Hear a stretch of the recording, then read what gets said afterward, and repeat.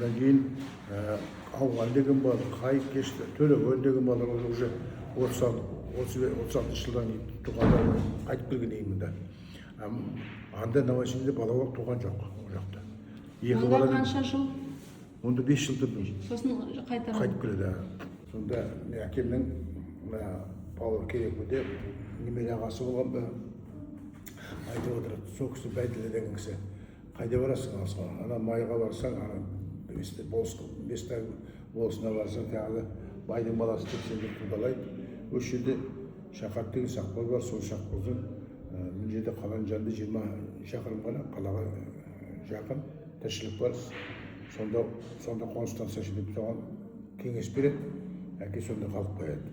Біз сонда туамыз, өсеміз. Менің алдымдағы балалар туған, ұлдар, қыздар. Мен 45 жыл, содан кейін менің бір қарындасым туған 47 жылы. Сонымен 8 ағайынды болып солай өмір сүрдік. Әке 11 жасында кетті, мен соғысқа барған, соғыста аяғынан жарылып келген. Партком секретары болдым, райкомда инструктор болдым, заведующий отдела болдым. Ең соңында мына мәслихаттың несі болдым, хатшысы болып, пенсияға шықтым. Мына шешемнің айтуы бойынша, менің әкемнің інісі болған Қабылғазы деген. Бушекұлы Қабылғазы.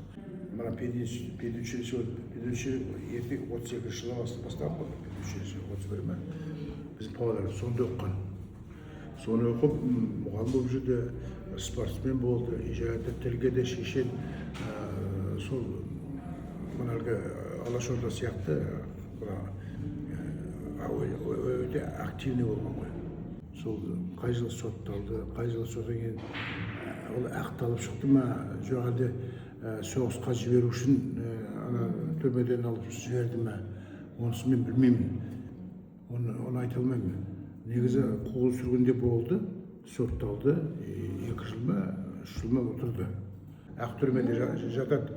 Сосын соғыстың алдында мобилизация жасау керек қой, түрмедегі шаратты соғысқа жіберді. Соғыста қайтыс болады, Қабылғазы деген, ақталмаған. Мұның артынан бала жоқ, кішкене жоқ.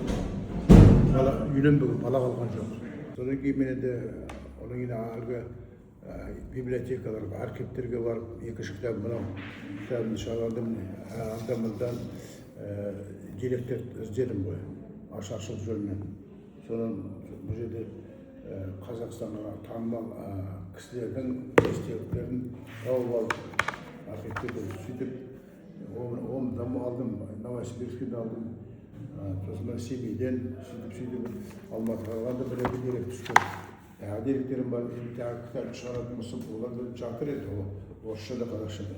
Бұлар кітаптар, мысалы, біздің кезіміз жазғанмен, сол кезде жазғанмен шықпаушы еді. Егеменді алғаннан кейін, тәуелсіздік алғаннан кейін шығарып отырмыз.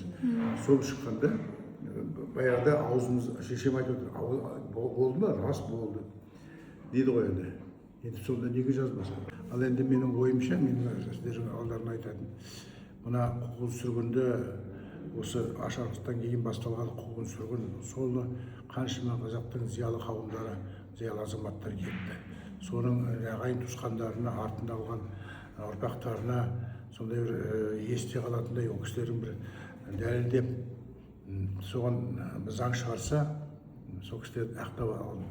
Сонда біз ертең кеуделерін ашып жүреді ғой, ұрпақтар, әсіресе бала-шаға. Біз мысалы мен мына жазғаным бар, берген кісіге. Өткен ғасыр қазақ үшін қасірет, оны жазуы одан асқан қиямет. Тарих бізді кешірмейді ешқашан, ұрпағымыз білмесе егер сол қасірет.